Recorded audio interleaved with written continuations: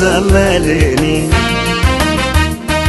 بيتي ولاليني تسونا كفنا نجينا رومي يا ذكي ركبهم ناوي ليتريق أنا بككي Artistoota hangafa Oromiyaan qabdu keessaa Qamar Yuusuf isa tokkodha. Egaan viidiyoo keenya har'aan sirboota Qamar Yuusuf YouTube irratti maxxanse keessaa agartii baay'ee qaban duraa duubaan kan isin biraan geenyu ta'a. Namoonni chaanaalii keenyaaf haaraa taatan chaanaalii keenya subscribe gochuun akkasumas mallattoo bilbilaa sana tuquun hamma dhumaatti nu waliin turaan affeerraa keenya.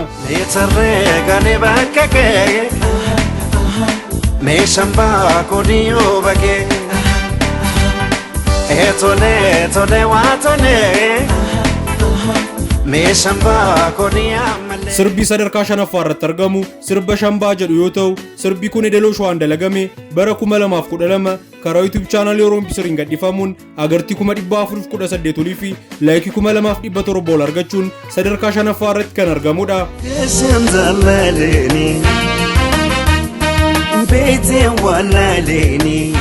Sirbi Geesseen Dalalanii jedhu kun sirba Edeloo Harargee kan qabu yoo ta'u, akka lakkoofsa Awurooppaatti bara 2012 karaa YouTube chaanaalii Oroompiisiriin gadhiifamuun agartii miliyoona 1.1 olii fi laayikii 5300 ol qabaachuun sadarkaa arfaffaa irratti kan argamudha.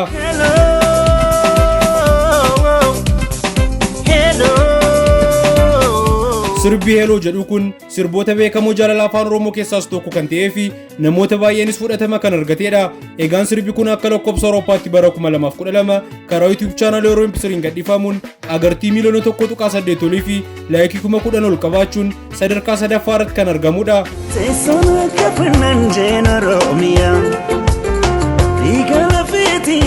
Sirboota beekamoo Oromiyaaf sirbaman keessaa sirbi Qamar Yuusuf Oromiyaa jedhu kun beekamtii guddaa kan qabu yoo ta'u, akka lakkoofsa Awurooppaatti bara 2013 karaa YouTube chaanaalii Oroompiisiriin gadhiifamuun agartii miliyoona 2.1 olii fi laayikii 13,000 ol argachuun sadarkaa lammaffaa irratti kan argamudha.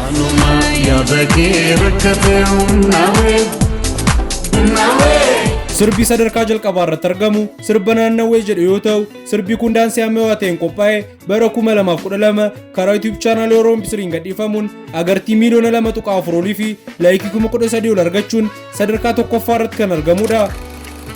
Maatiiwwan chaanaalii keenya sirboota Qamar Yuusuf isin dhiyeessine keessaa kan irra jaallattan koomentii irratti barreessuun akkasumas chaanaalii keenya like, share, subscribe gochuun dagatinaa isiniin jecha viidiyoo biraan ammoo arginutti nagaatti.